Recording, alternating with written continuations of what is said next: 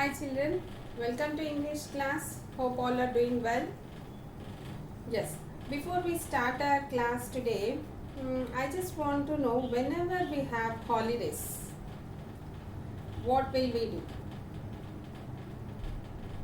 Yes, obviously we start moving to any other new place on a trip, like any historical place, or we just go visit our grandparents, sometimes uncles, aunts. Maybe it's a nearby place or a distant state or city, isn't it? So, what do we call when we travel from our native place to that place or a destiny where we want to go? There is a particular word. Yes, journey. So, any other word synonyms for journey?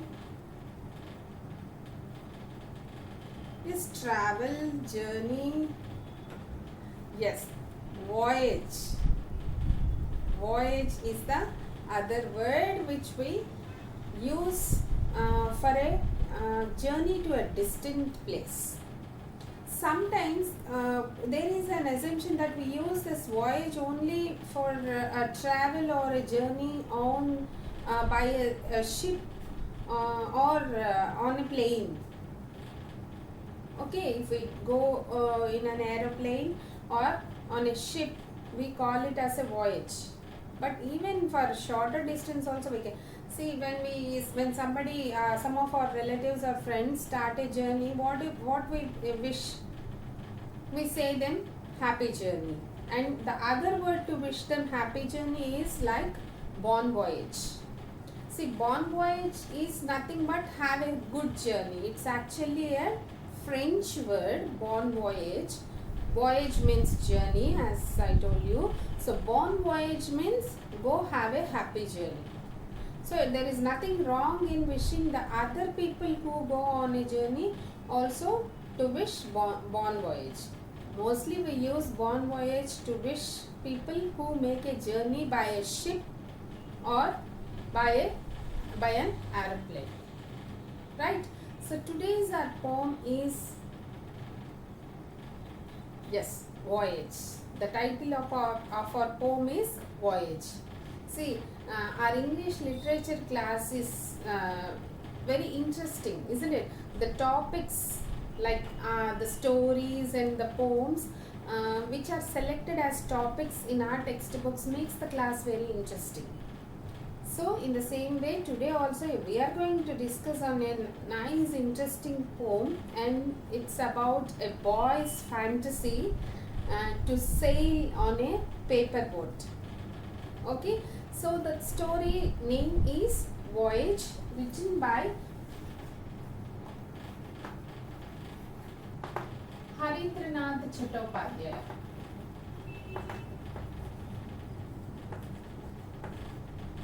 Harindranath Chattopadhyay.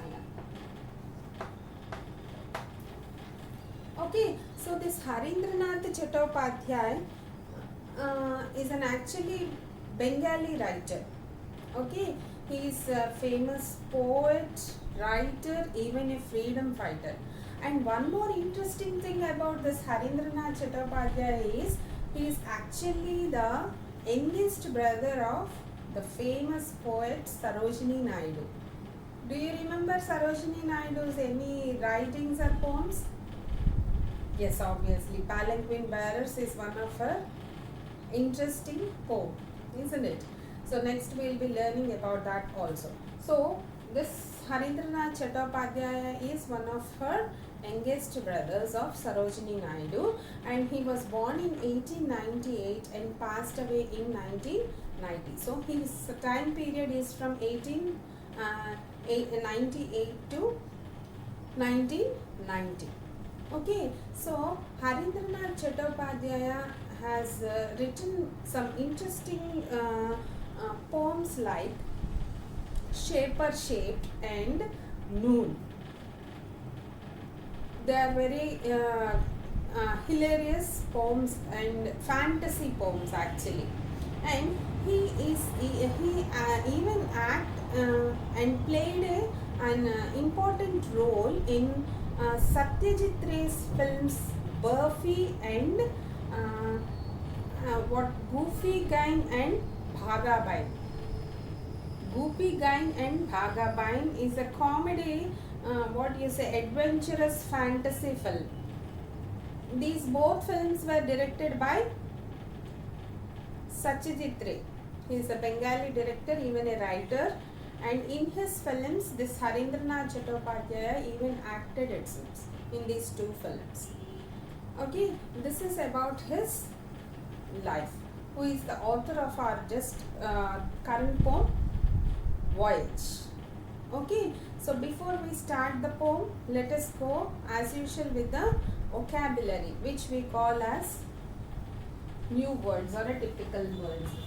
So in our vocabulary, first and foremost we should know is about the word voyage. Voyage is a journey to a distant place, either maybe ship or a plane. Okay, so what sentence we can frame for this voyage? Can anybody? Yes, very good. So any name you can take. First one, Voyage. Tom went on a voyage to where?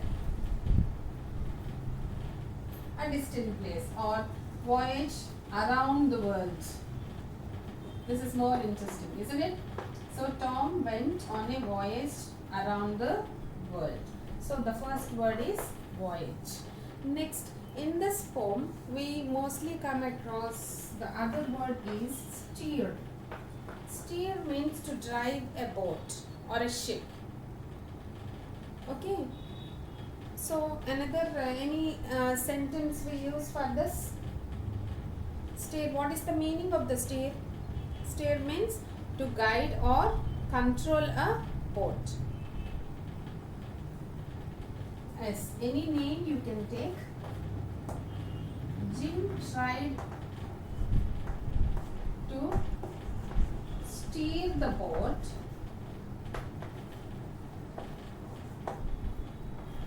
to the harbor.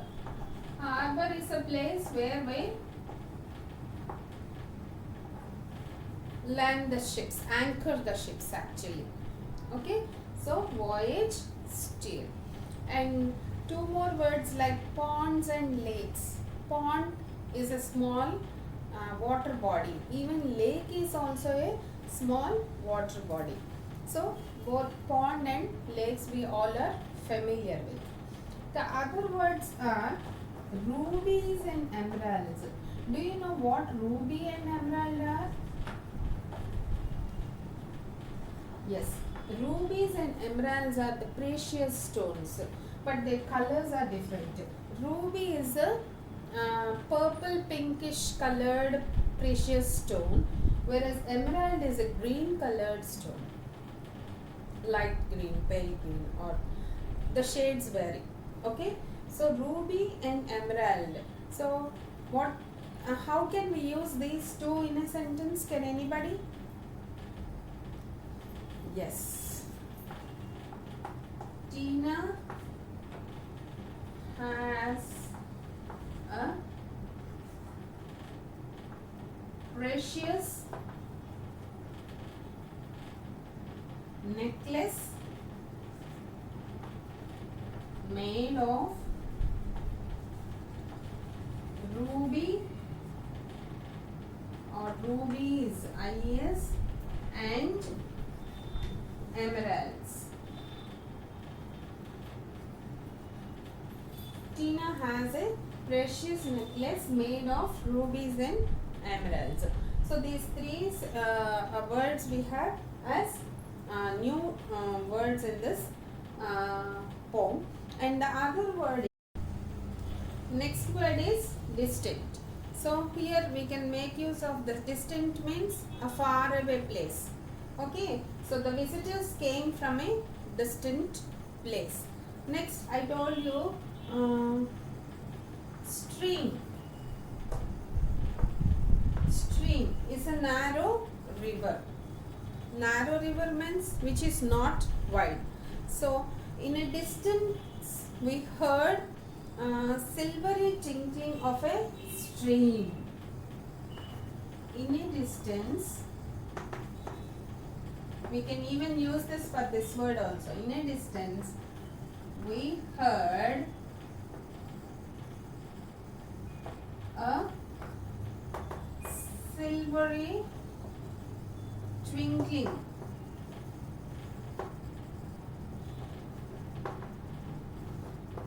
of a stream.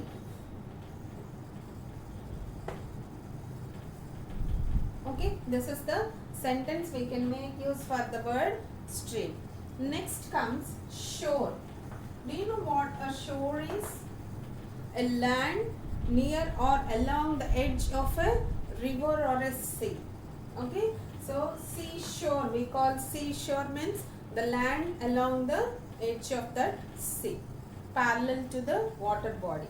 So here shore is, I said, a land along the water body. So the boat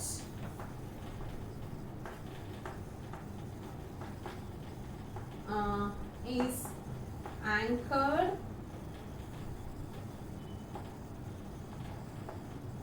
to the shore or in the shore. We know what anchoring is. Anchored means anchor will be in this form. Okay, so they will just pierce this in the sand so that the boat will not move away from that particular place.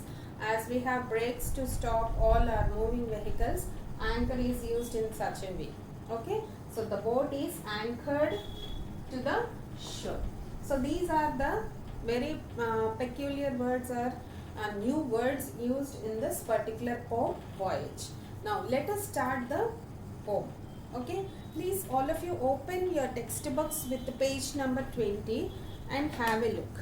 I'll just read out the poem and then start explanation. Okay, ready? Yes. When someone goes on a holiday, we wish them happy journey or bon voyage. The word voyage means a long journey, but it can also be a journey of self-discovery, as it takes you to places you do not know and teaches you more about yourself. Read this poem about a child's imaginary journey to a far away fantasy world. I told you now that poem will be very interesting. It is about a boy who makes a fantasy journey. Fantasy, what is that fantasy? Word fantasy means which is not real, but it comes in our imagination, which is not real. Okay, so we just imagine some world beyond this world which is existing around us. So that is called as a fantasy. Okay, so the boy is imagining something like he is making a journey in the paper boat to a distant fantasy world. Okay, so the poem is the theme of the poem is that. Next, I'll read out the poem. See, I'll make a pretty paper boat and float it on the pond. I'll steer it all alone and sail away beyond the 7 mountains, 7 seas, beyond the 7 skies, until I reach the kingdom where the maids have ruby eyes. I'll make a simple paper boat and float it on the stream. My paper boat will sail away as softly as a dream, beyond the 7 waterfalls, to the kingdom of the wise, where dreamy, drowsy elephants have emerald for eyes. I'll make a lovely paper boat and float it on a lake Until I reach some distant shore, I'll be wide awake. I'll pass beyond the seven worlds to there where nothing dies, because its little children has heaven in their eyes. How nice the poem is, isn't it? So I'll make a pretty paper boat and float it on the pond. I'll steer it all alone and sail away beyond the seven mountains, seven seas, beyond the seven skies, until I reach the kingdom where the maids have ruby eyes. So here what the poet means? The poet means that